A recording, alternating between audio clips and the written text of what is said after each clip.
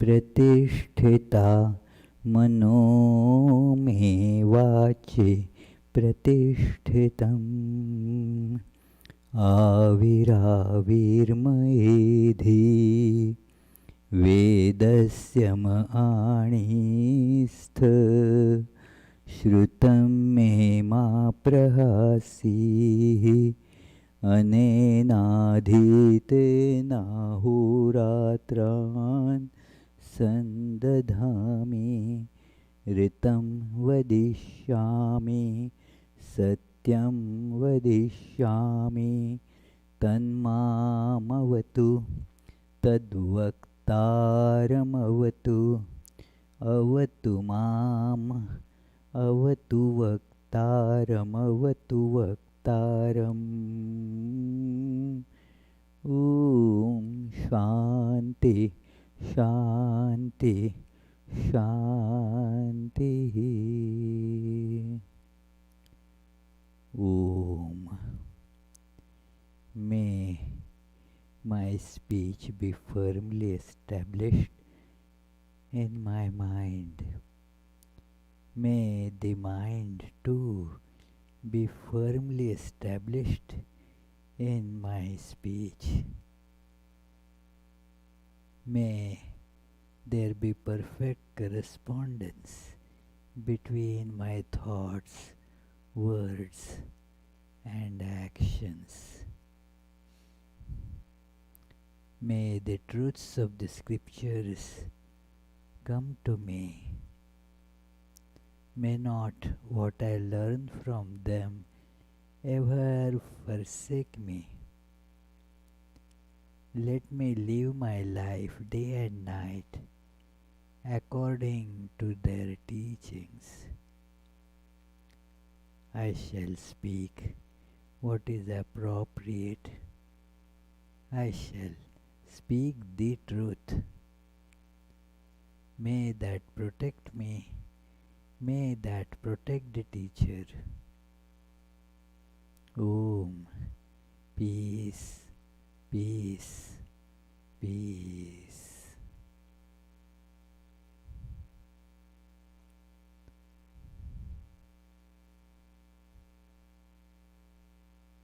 Let us feel our true self.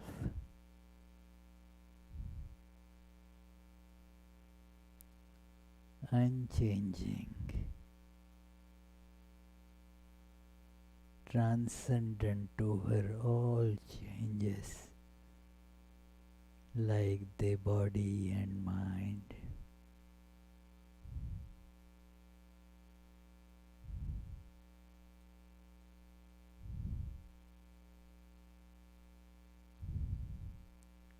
Self-effulgent,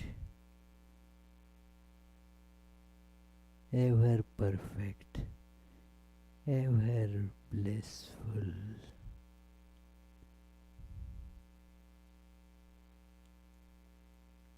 I am truly immortal, infinite, beyond time and space.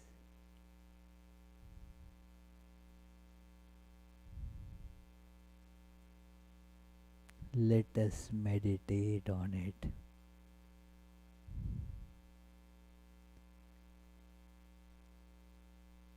In our heart, as a steadily burning candle flame.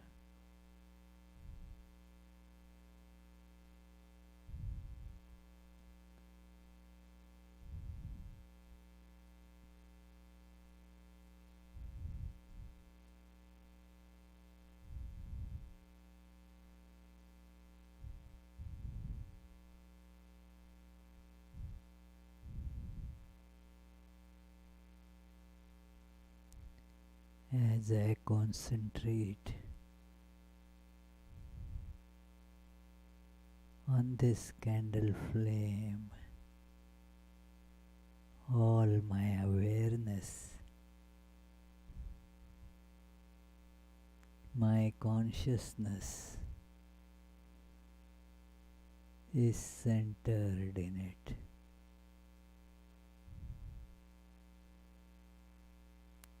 All the universe has dissolved in it.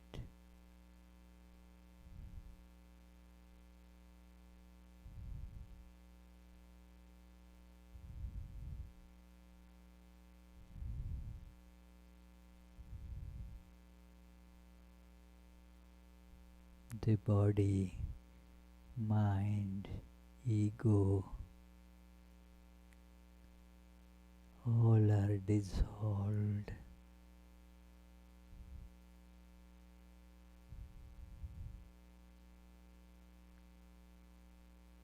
In this luminosity, in this burning flame.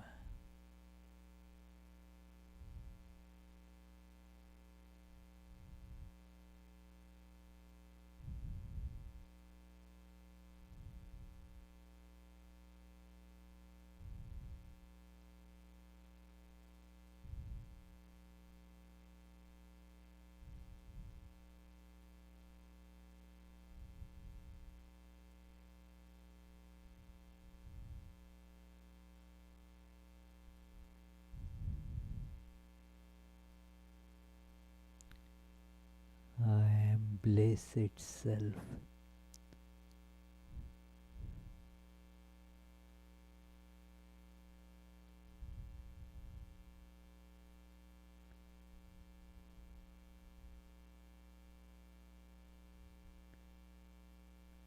I am peace itself.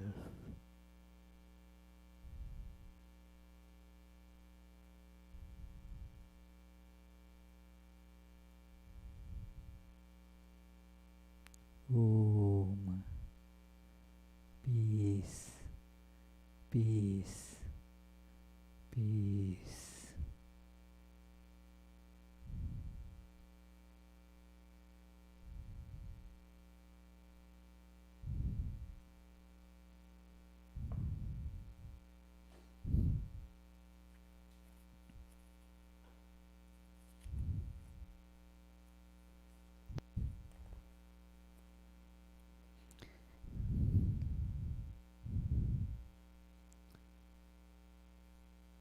So, dear friends, let us begin the study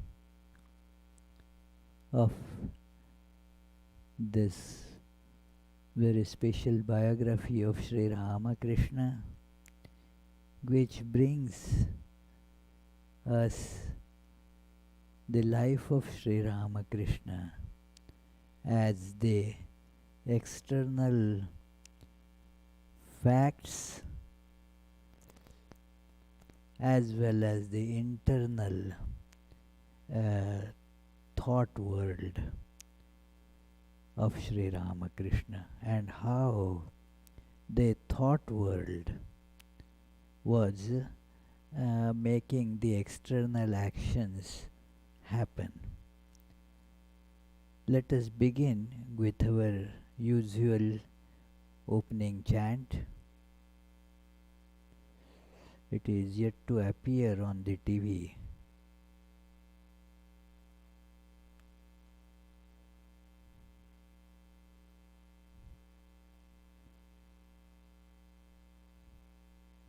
The opening chant, what happened? Pritish? Not there?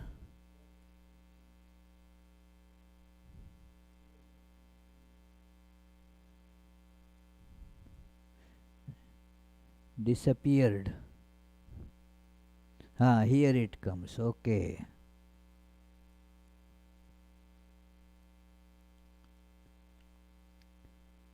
Tava kathamritam tapta jivanam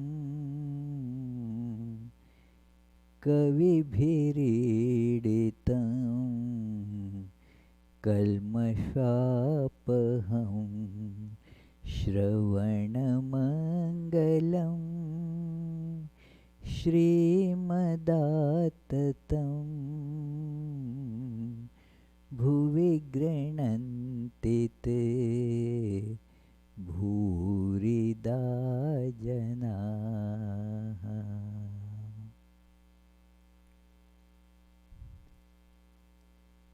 We were discussing how in the divine moods of various types, Sri Ramakrishna's body would change accordingly.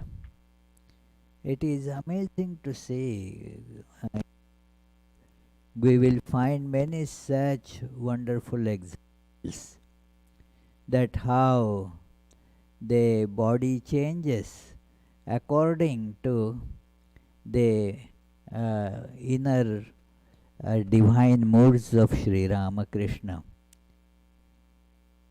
So many examples will be given in one place. Therefore, the author Swami Saradananda mentions that if we see all these recordings of Sri Ramakrishna's life, the anatomy and physiology, the rules of all that will have to be changed, because the laws, they are based on the facts, and if they do not agree with the facts, then the facts are big elephant in the room. Facts cannot be changed.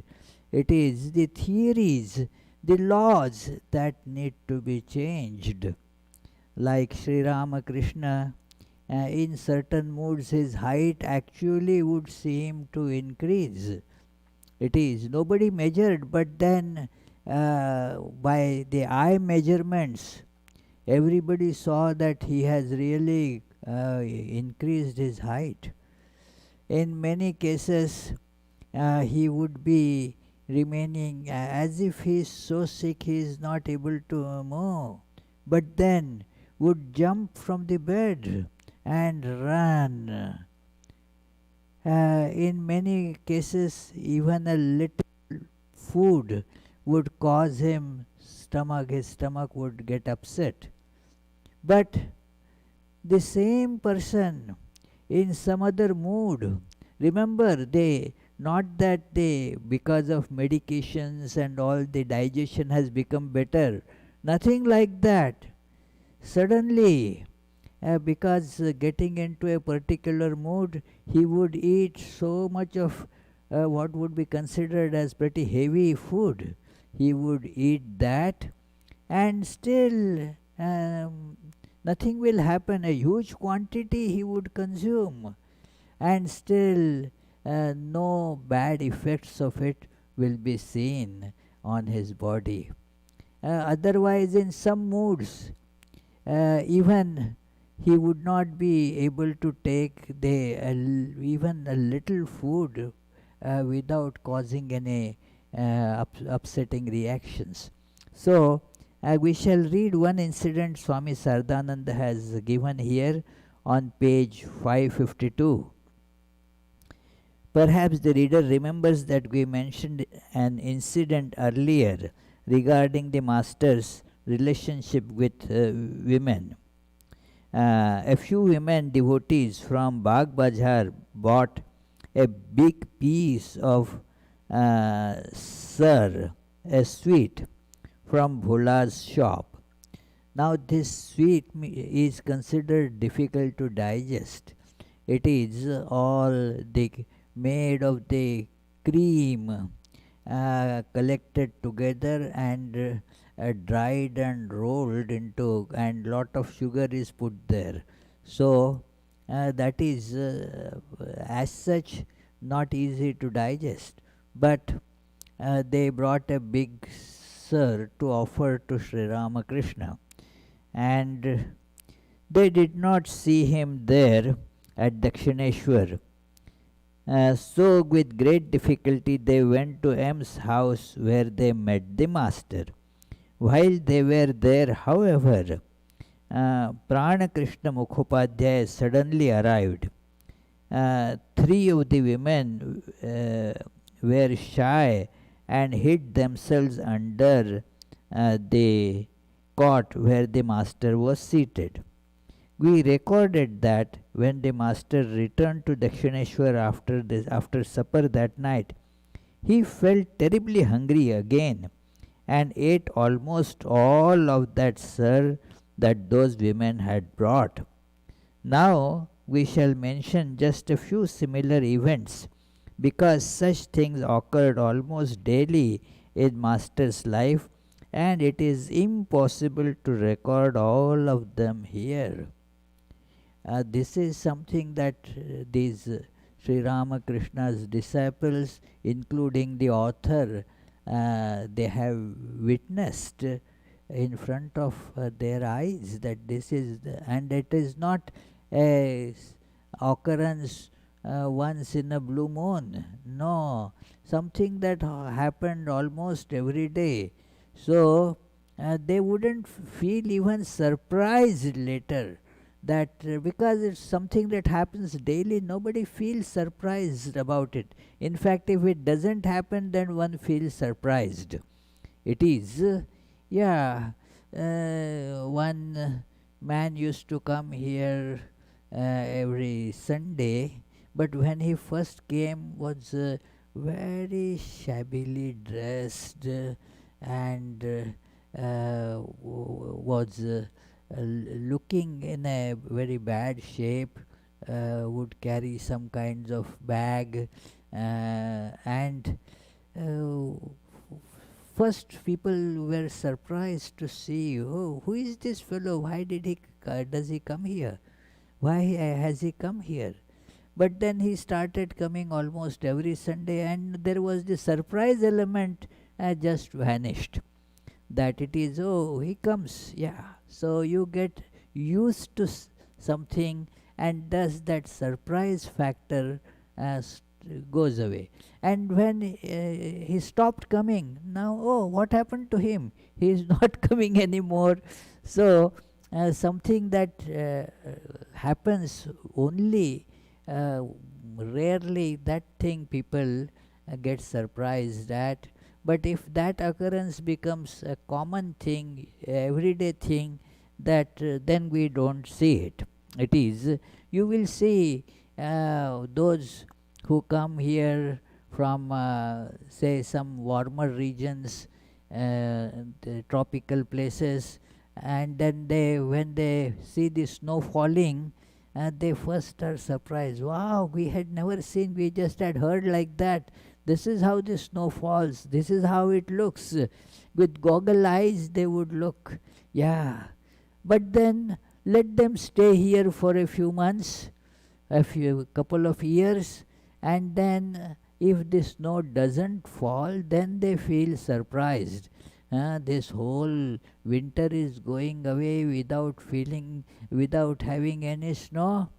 One winter where there was almost no snow, even the last winter we had not much, but that winter was particularly snowless. And then there were all the snow plows. At one place they had gathered, now to protest against whom? But they were getting hurt because their income was gone. So I saw very nice signboards on those snowplow trucks. We eat snow, we are hungry. So it is, if snow doesn't come, it is a big surprise. In expectation of snow, they had spent lot of money that getting all those those blades, and everything was by spending lot of money, it was all gotten ready, and the snow doesn't come. So it was surprise. So here therefore Sri Ramakrishna's overeating every now and then, or not eating at all, just depending on not a decision like that, that say today I am going to do fasting, I am not going to eat anything. That's a different matter. It is a conscious decision. and so that day the person refrains from taking food. That is understandable.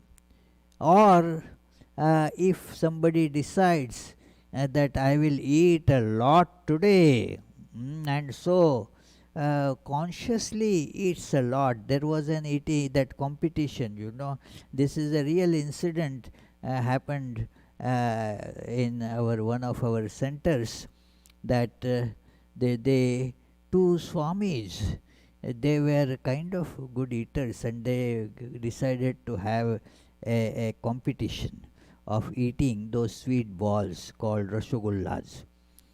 So they said, okay, there was a bet that what was the bet? The one who loses will pay the bill. Now it would be a big cost. And then who to count? There should be a third person to count also. So another Swami was accompanying them, and he said, yes, I will count you, but I also should be given something to eat. Am I just to just look at you?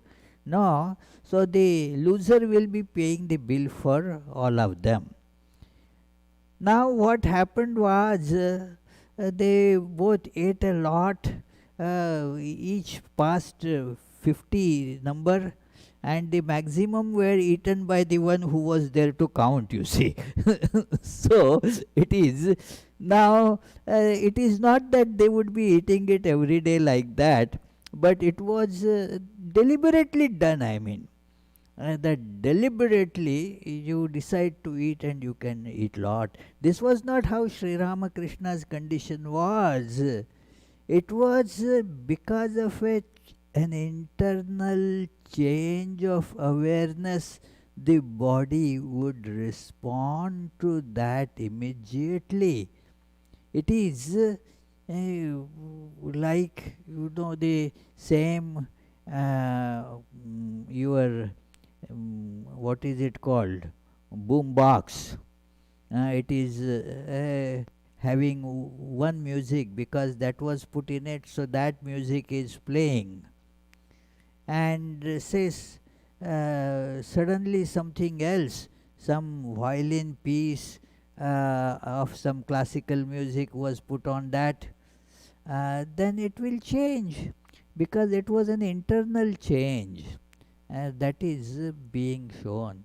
So similarly, Sri Ramakrishna's these eating habits or many other things, the physical characteristics, this has been recorded that when he was doing spiritual practice as the Mahavir Hanuman, what gets in the West sometimes termed as the monkey god, that it is a very popular form in which devotees worship the god. He is considered the ideal of devotion. He is tremendously intelligent, although he is seen as monkey. He is tremendously intelligent and tremendously powerful, and all this is dedicated at the service of God, Lord Rama. So when he was practicing devotion in that form, he got so identified with this monkey god, the Hanuman, that he was like a monkey, was climbing on the trees, and then was living for a long time on some branch there. And also it was noticed that his that tailbone, it had grown. It is, see, all the anatomical changes that happened when he was practicing spiritual discipline with the mood of Radha, a female. So everything like that, he became a friend. The mood was that of a girl who was friend to this lover of Krishna, Radha. So he was dressing like women. He was doing all actions were as the women do.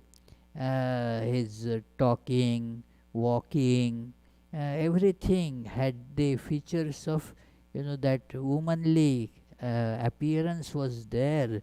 Not only that, the body underwent such changes that even he had the monthly menstruations. So it is, how could you imagine these things, you see? So this is how it is narrated here, that it is a couple of such incidents have been narrated. We need not read them. That they about eating. When a daughter goes to her father-in-law's house after her wedding, the parents send with her even trifling things such as toothpicks, lamp wicks. This is of that times, these days it is a different matter.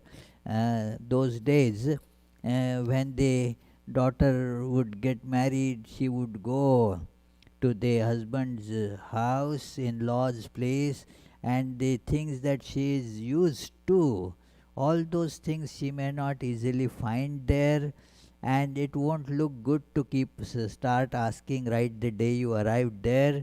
So all those little things, right from toothpicks, as it is mentioned, would get all packed and given to her. Even now also it is not necessary as such these days, but as a formality, a ceremony, all these things are packed uh, and with the bride. So similarly, he said Mathur and his devoted wife Jagadamba sent everything needed to provide for the master's household in Kamarpukur. When Sri Ramakrishna would visit his ancestral home and his birthplace, Kamarpukur, then those things which these owners of the Dakshineshwar temple would provide to Sri Ramakrishna when he was in Dakshineshwar, those things wouldn't be available there in Kamarpukur. So they would pack everything and send with Sri Ramakrishna. That uh, because they knew that the condition of the master's household in his native village was as austere as that of Shiva.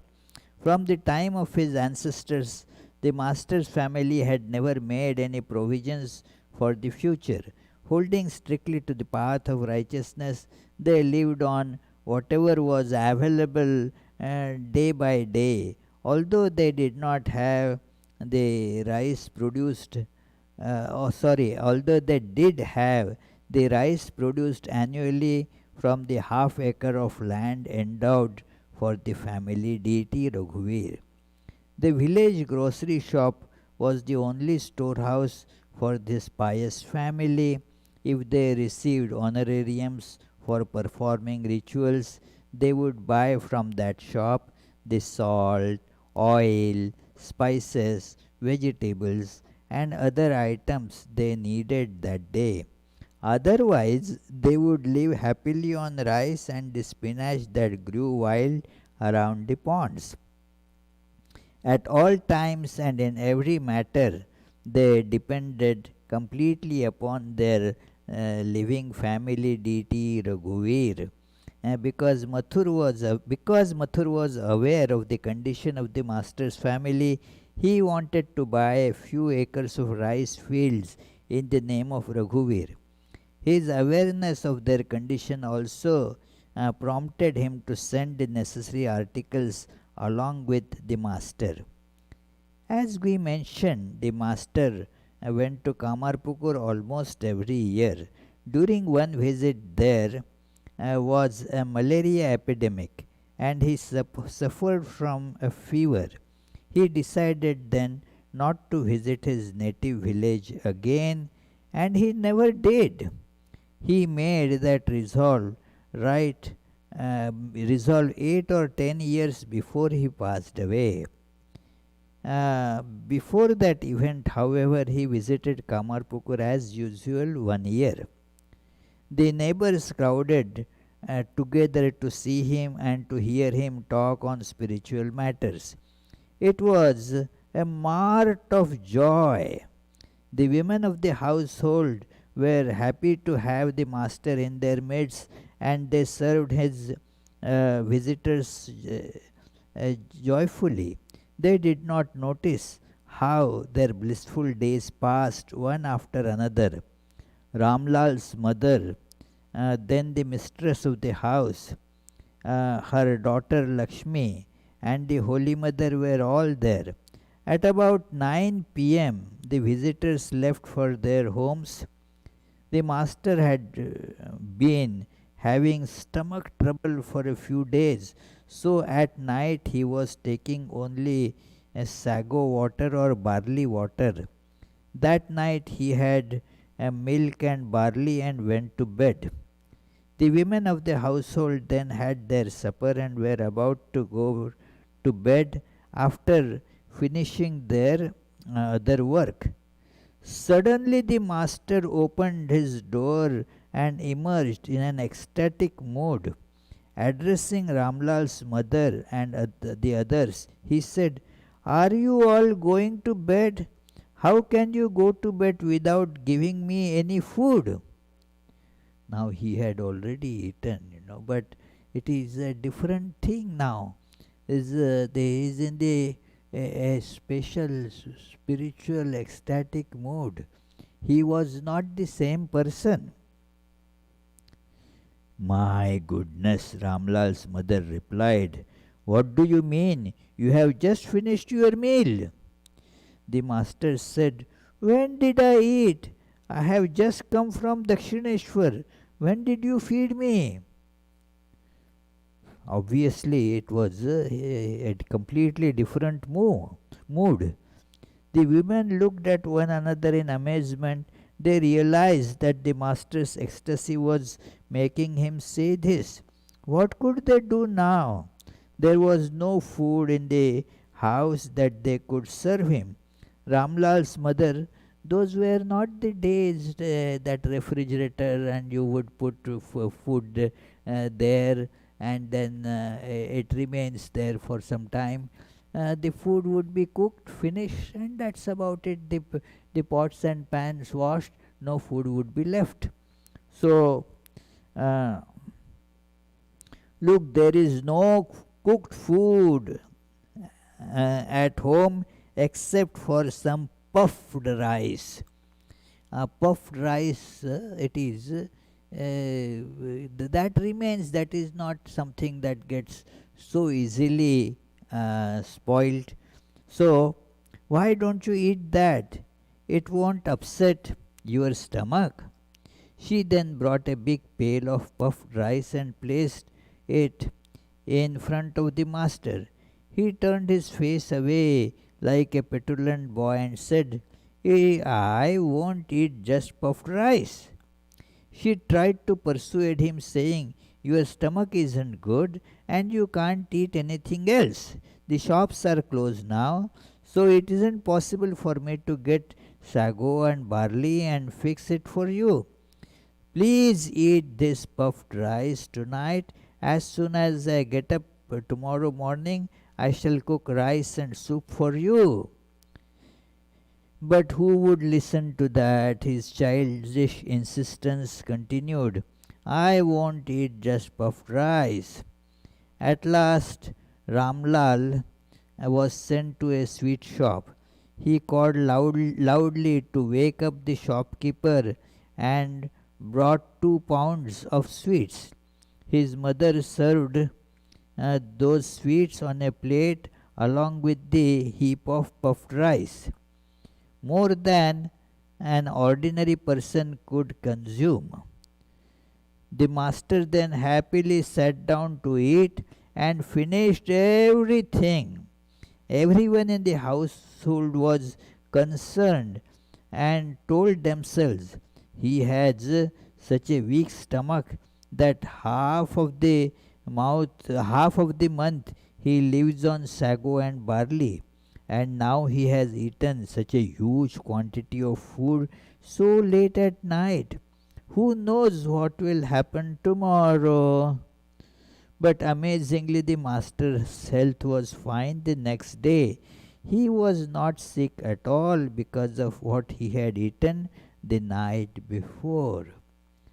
What is meant here is that the common rules of this metabolism, digestion, and in general the health do not become applicable here. They are surely, I don't mean that in general, common, ordinary people they are not applicable. They are very applicable, they are good and should be followed also. But this is a completely different situation, that it is a different mood has come overtaken the same body now, but the whole thing changes, the rules change, and we know that the uh, doer is changes the way actions are performed. Body itself is not the doer. Somebody uses the body, like the car. You know, car somebody drives, and then the same car gets used by somebody else. Then it is a different driving. Like some people would not like to drive at all on highway, so while the car is with those people, the car will not see highway. But if somebody else gets into that car and then decides to go, would go by highway. Now if the car is not used to going highway, that makes no sense. It is the driver who uses the car. Wherever that driver or the traveler wants to go, accordingly the car will be driven, accordingly the car will go, and that's about it. So similarly the body is a machine, and that machine is used by the person who is the indweller. This is a very important concept in Vedanta. Sharir means body, and the indweller of the body, Shariri. So, it is in the Bhagavad Gita you read, Dehi Nityam Avadhyoyam Dehe Sarvasya Bharata. The separation between the Deha, that is body, and Dehi, the indweller of the body, is to be felt, that this body is a machine, there is the indweller. Don't identify them. It is the identification of, like the example I gave, car and the one who owns or uses the car. The two things are different. That it has happened several times long back, when somebody would call and ask, I want to talk to John. Is John there? Those were the days when the cell phones and all were not so easily available. It is so I would look out and see that John's car is not there. So would conclude that Joan is not there, and would tell on the phone that I think she is away, I don't see her car, so she is not here.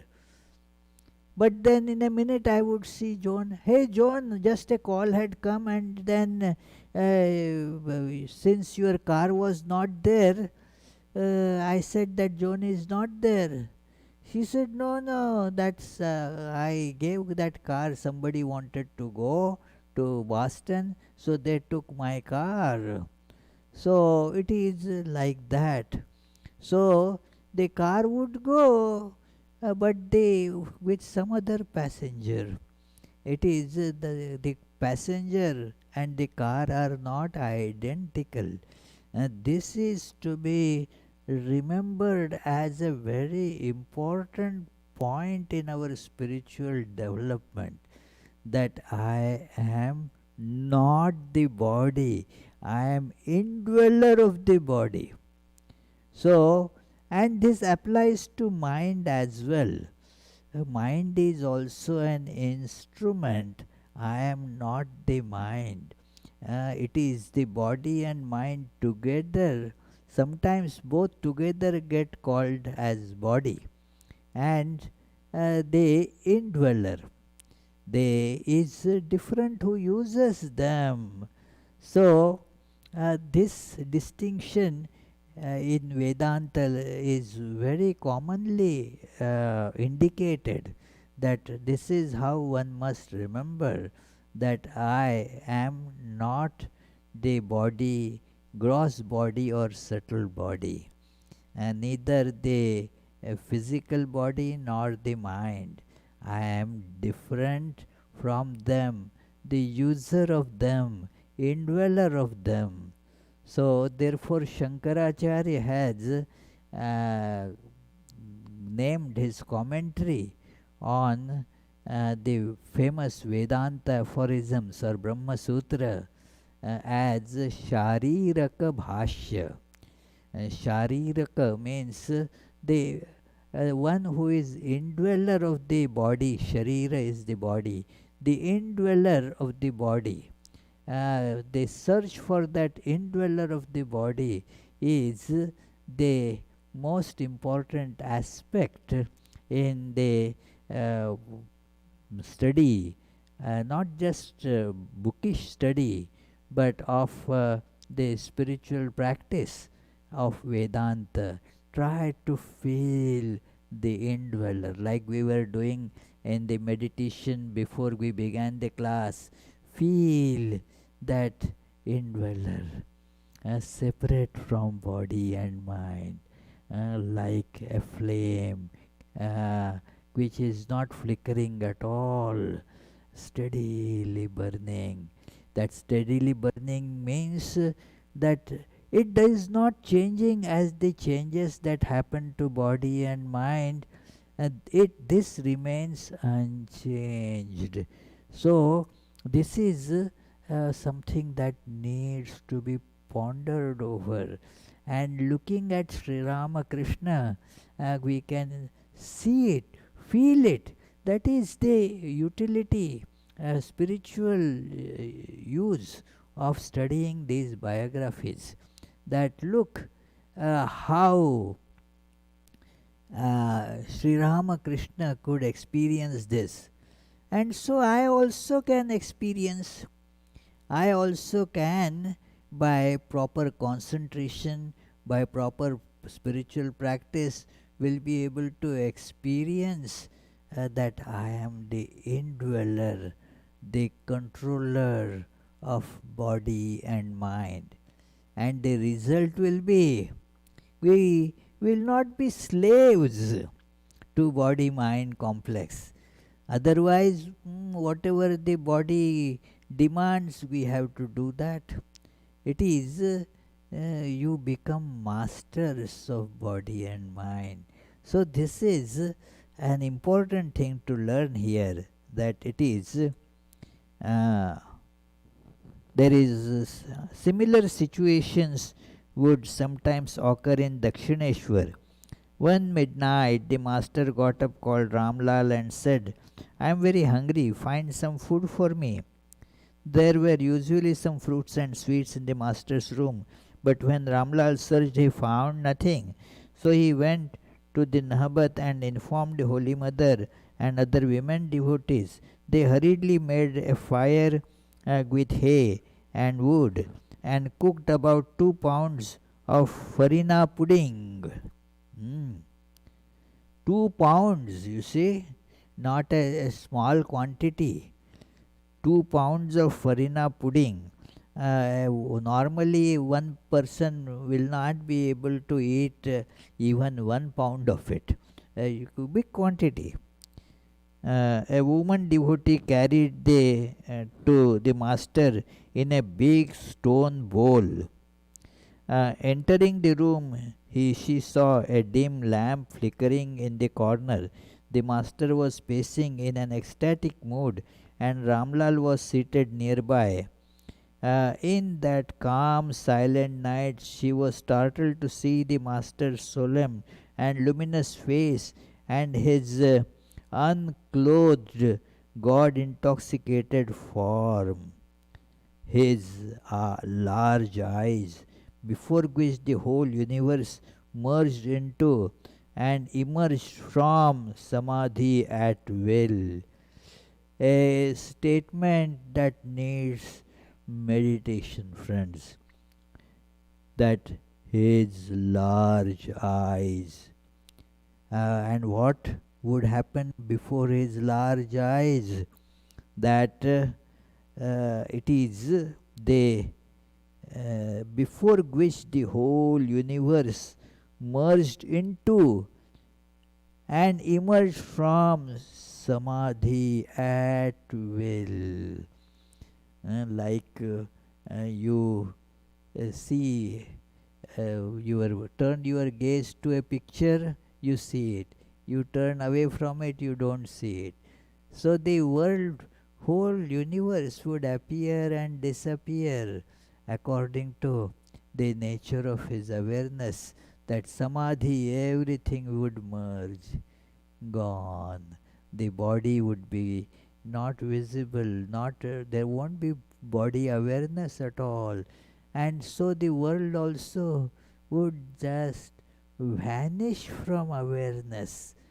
It is not there at all. It is the self that is being seen in ignorance as this world. So this is like you look through a kaleidoscope. Do you know kaleidoscope? Paul, have you known kaleidoscope? So it is in the kaleidoscope you see such a big universe is there, as it were. It looks so pretty, so attractive. People spend, as I remember myself as a child, I used to sit with it for hours, turning like this, and so many forms would appear. Now that really doesn't exist as such, all that only a few beads of glass are there. So similarly, this universe is not real, but because we are glued to it, we are attached to it, it is real for us. And as we form laws that what is going to happen, how things will happen, all that by observing certain changes, and but it just disappears without leaving a trace. In Hindi, they say that it just vanishes like खरगोश के sir से सींग चले गए, means as the horns of a rabbit disappear. When you see that rabbit closely, the ears were appearing as horns. There were no horns, but you thought many times I asked this teaser to little children, how many horns rabbit has? So many of them would say 2 horns. Rabbit, does a rabbit have horns? No, the ears appear like horns. So the horns which were never there, but when you look closely, then alone they vanish. They were appearing, although they actually were never there. So this world of names and forms would just disappear because it actually is not there. And When you want to see it as world of names and form, okay, that also is possible. Put the scope to your eye and you will see it.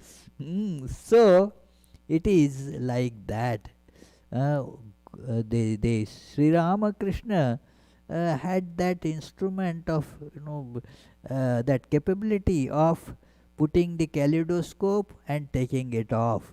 So that is when he is in the body consciousness, it is the kaleidoscope is put. In our case, that kaleidoscope is permanently glued, as it were. What a torture! Imagine what a torture it would be. So that is why we are tortured. When for a little time, okay, but then we can put it away. So Sri Ramakrishna could put it away and could put it on. So put on the body and then take off the body. So simple for him. So it is mentioned here that now that woman with the that bowl full of farina pudding was her heart was filled with joy as she watched the master pace majestically, moving blissfully and without any motive, his mind one pointed. It seemed to her that the master's body had become much larger, what I was telling you earlier, as if he were not a person of this world. A god had taken human form, descending from heavens to this earth full of misery.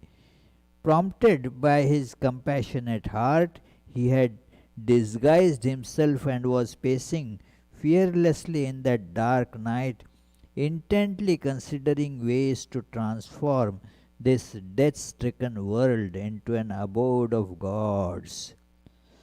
So, this was not the same master whom she saw all the time. She shivered with an indescribable awe as she drew near him.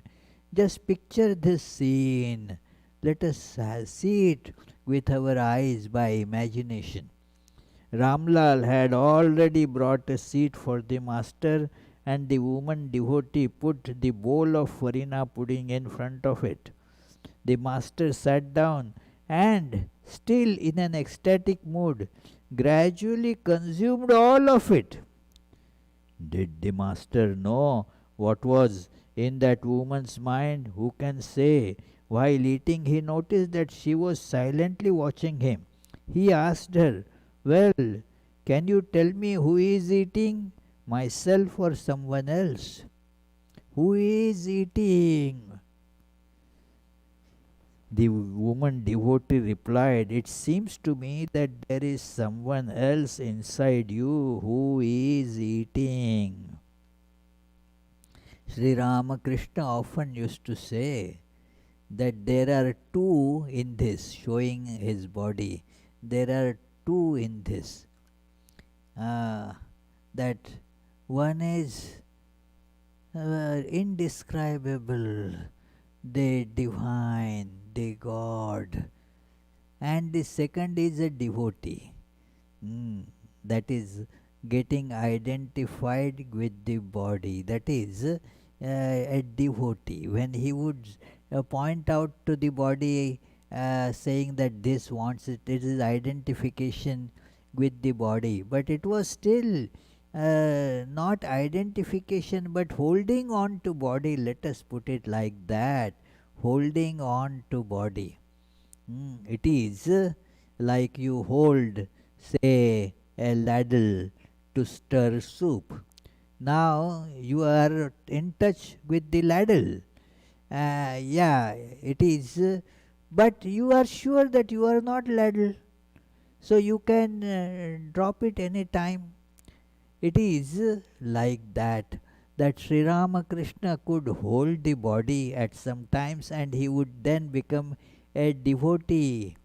and at other time he has no body or mind, whatever, he is in deep samadhi. So it is the master was pleased to hear this, uh, and said that, because when the devotee replied, it seems to me that there is someone else inside you who is eating. The master was pleased to hear this and said with a smile, you are right. We could mention many such events when the master was in an ecstatic state. Intense thought currents would change his body so much that he seemed to be a different person. His demeanor, how he ate and moved, and how he acted and conducted himself would change. But when the ecstasy ended, one could notice that his uh, unusual conduct had not affected his health at all. The indwelling mind is always making, unmaking, and changing the gross body. This phenomena is difficult to understand and hard to believe. Those of us are so glued to the body and believe all these laws of anatomy and physiology to be, yeah, the perfect. They have to be applicable in every case, every circumstance. They are infallible. Now, if you see the body of Sri Ramakrishna, he says, therefore, this phenomena is difficult to understand and hard to believe, but actually witnessed. The proof of these kind of changes in the aforesaid events, which were common in the master's astonishing life. But let us conclude this topic and resume the previous subject. So this is how this is important in connection with the what topic we were going to study, that Sri Ramakrishna is now being judged, as it were, in the meeting of scholars. The two very well known scholars were invited at the request of the Bhairavi Brahmani, the teacher in Tantra Sadhana and Vaishnava spiritual practices for Sri Ramakrishna. She had insisted that Sri Ramakrishna is not sick, but this is he is God incarnate, and these things are common when God takes human body. She gave examples, and then she said that you can invite the scholars and I will prove my point to them. Wow! And then these two great scholars, Vaishnavacharan and Gauri Pandit, they have come now, and the meeting is going to begin. So we shall take up that topic next time. That it was, we shall meditate on what we have read and also the topic to come, and then we shall take up any questions if there are any, and then conclude.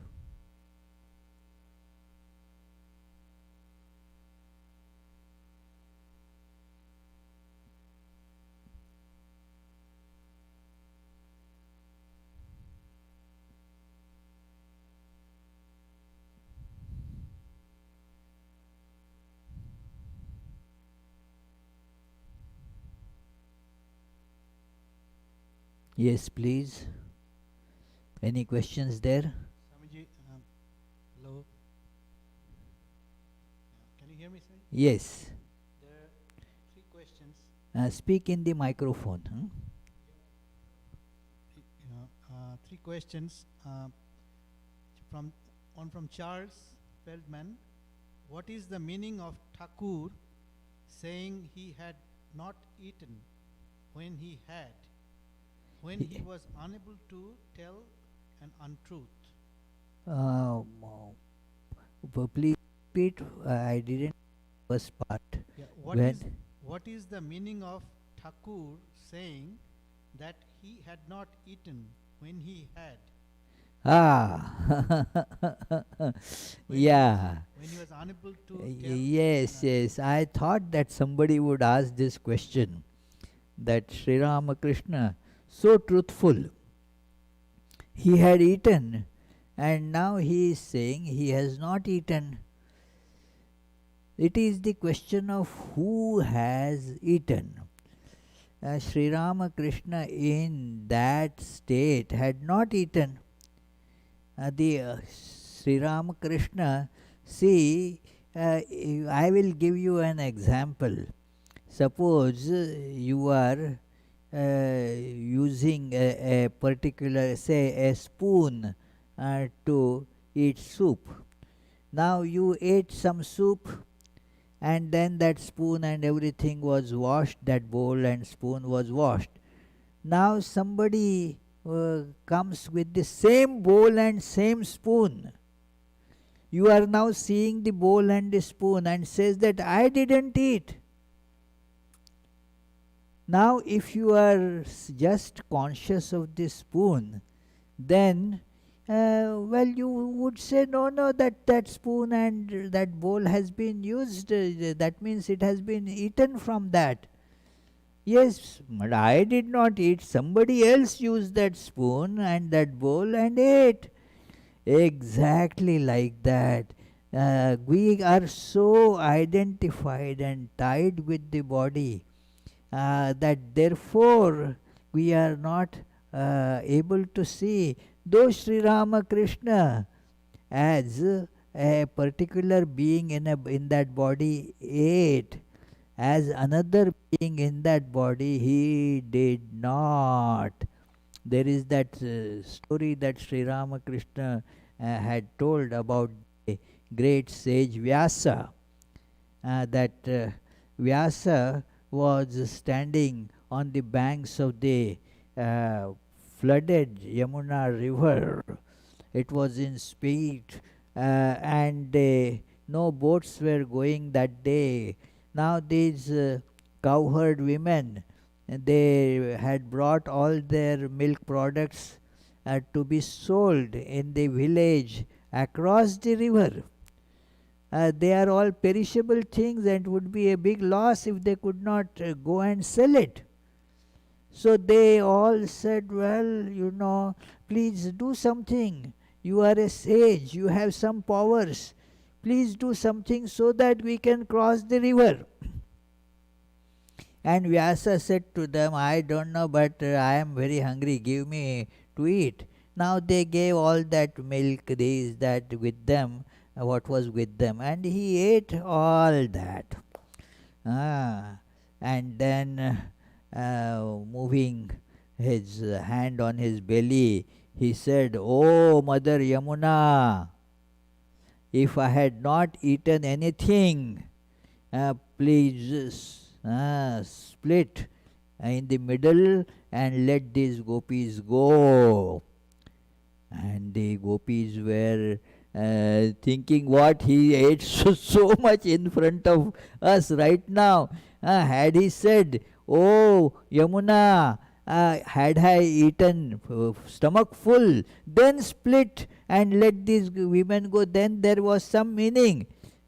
But that is how the power of Vyasa was. He was convinced that the body, it is, I am not the body, I have not eaten anything. It is, that is to be remembered when you put gas in the car, you fill the tank. Does your body get the fuel in its stomach? No, no, the body doesn't get any fuel. There is no fuel going in the stomach. It is only in the car that it has gone. So one has to remember this distinction. For us, we are so tied, so attached that it is difficult for us to separate.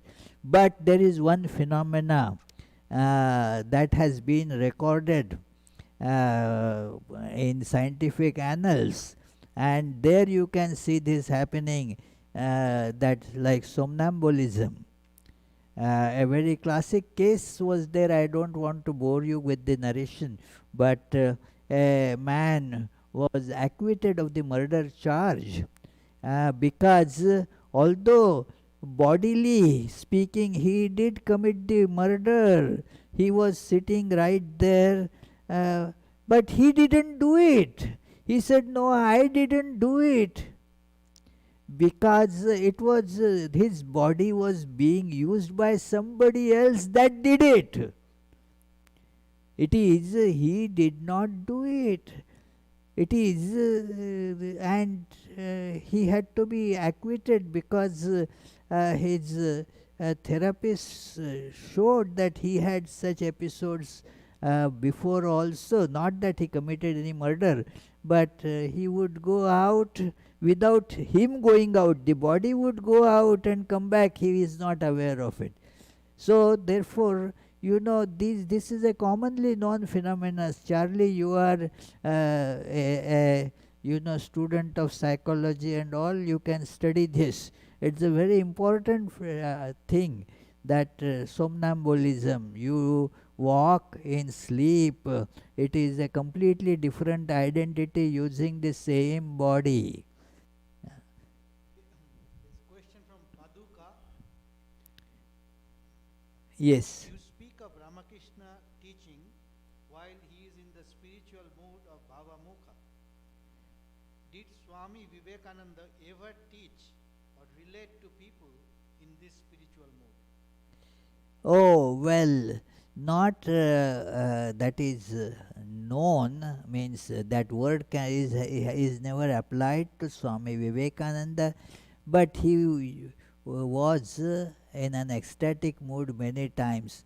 Moreover, he always mentioned that it is Sri Ramakrishna who is teaching through this body. He always thought of himself as the voice without form.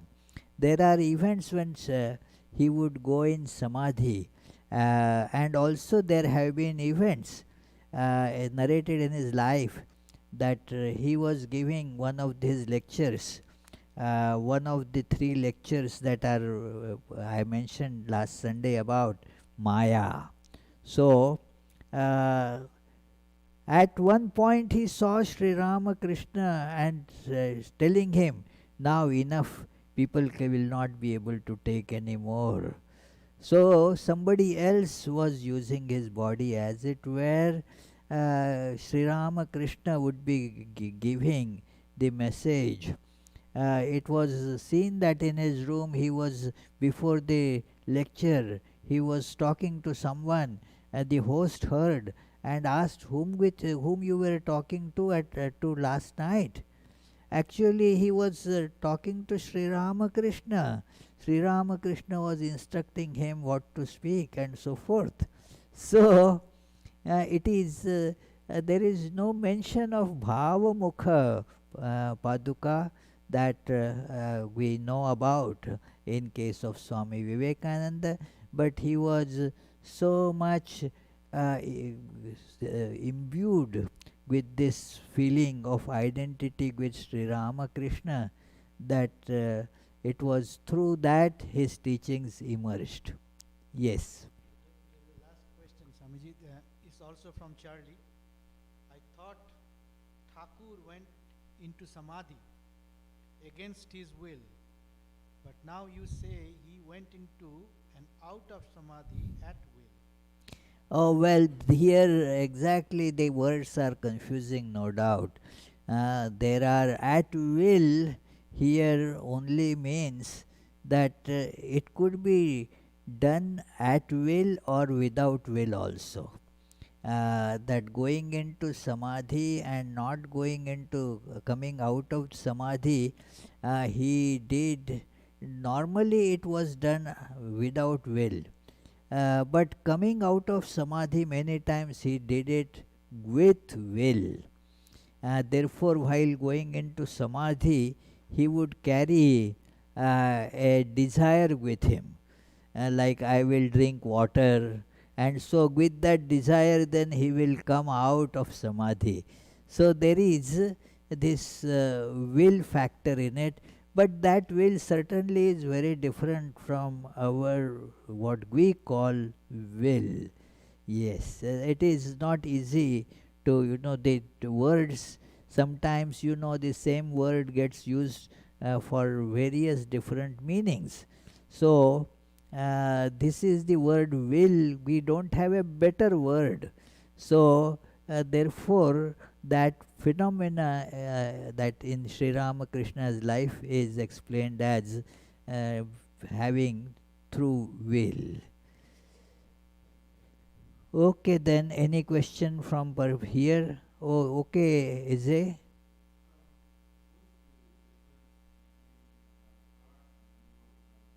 Oh, well, that's a very deep question. What is the difference between an avatar, an incarnation of God, and then a knower of Brahman who is living in this world but is knower of Brahman? The difference is of this type, that the avatara was born with the knowledge. Avatara did not take birth with ignorance and with the baggage of the previous impressions. His birth was, Avatara's birth was not uh, something that is compelled by the karma. It is so just without any purpose for the illumination of the world, God has assumed the body. We cannot say anything more uh, about avatars. It is in Bhagavad Gita and other scriptures. You will see, even in the uh, Christian Bible, in the book of John, you can read that how that very word became flesh. So that is the avatara. Now, what is a knower of Brahman? Now, see, let us take the example, say, Eze is practicing intense spiritual disciplines, and thus gradually uh, he is in ignorance, but that ignorance gradually goes away because of the spiritual practice. I am putting it in the simplest possible words. And then now all the uh, ignorance vanished, the idea of I am this body or mind has vanished. Now, without that, the person is still alive, uh, spending the accumulated unfinished karma. That's all. So, that is the difference between the incarnation of God and a knower of Brahman.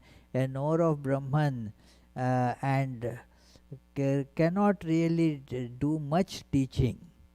It is, but an incarnation of God is the world teacher.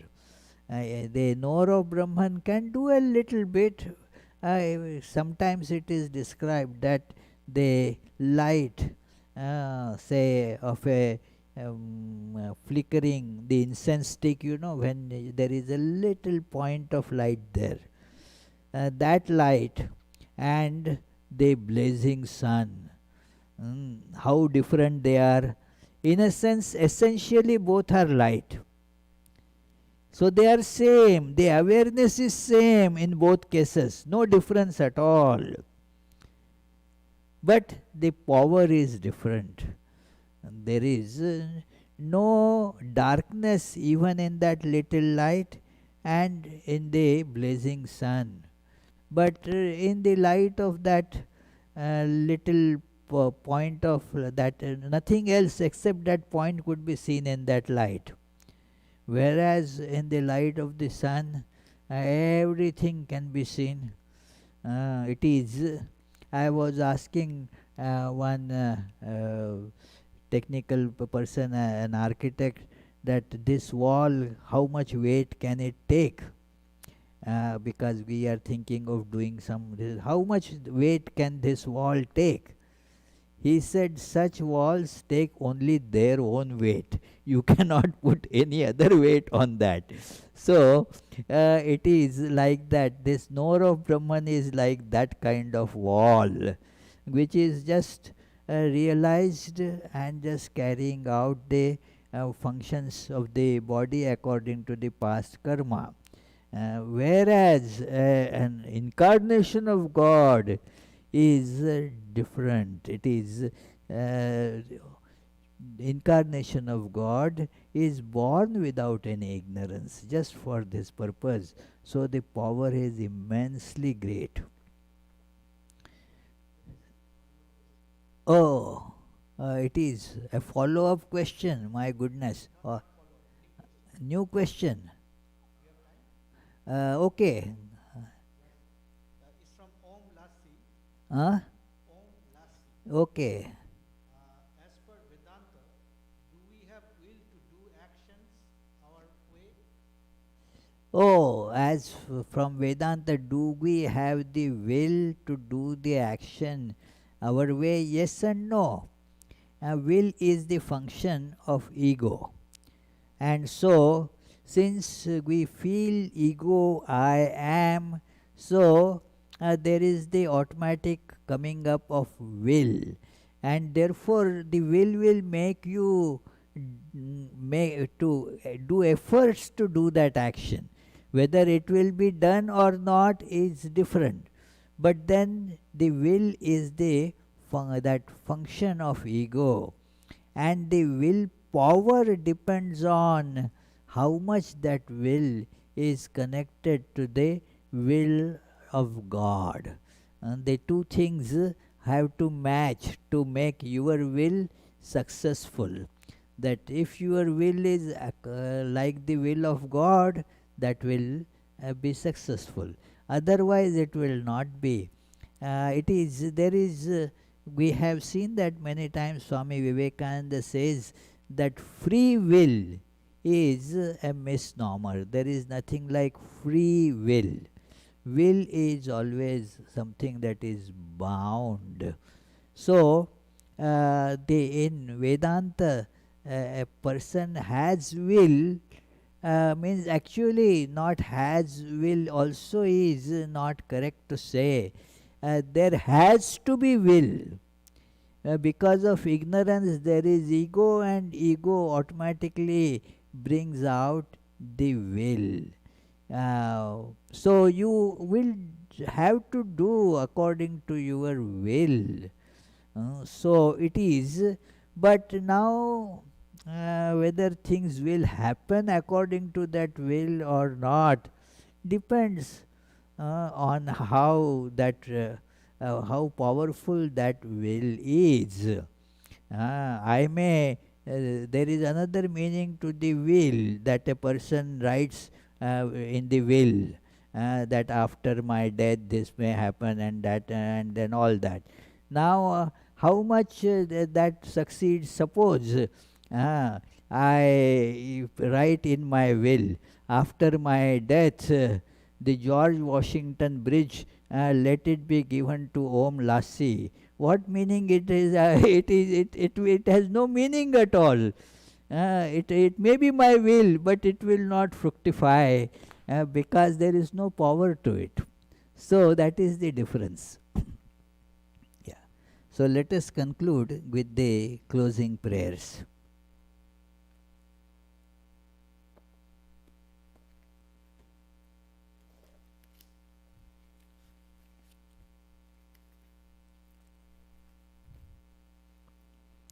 May the Divine, who is Father in heaven of the Christians, Holy One of the Jewish faith, Allah of the Muslims, Buddha of the Buddhists, Tao of the Taoists, Great Spirit of the Native Americans, Ahura Mazda of the Zoroastrians, and Brahman of the Hindus.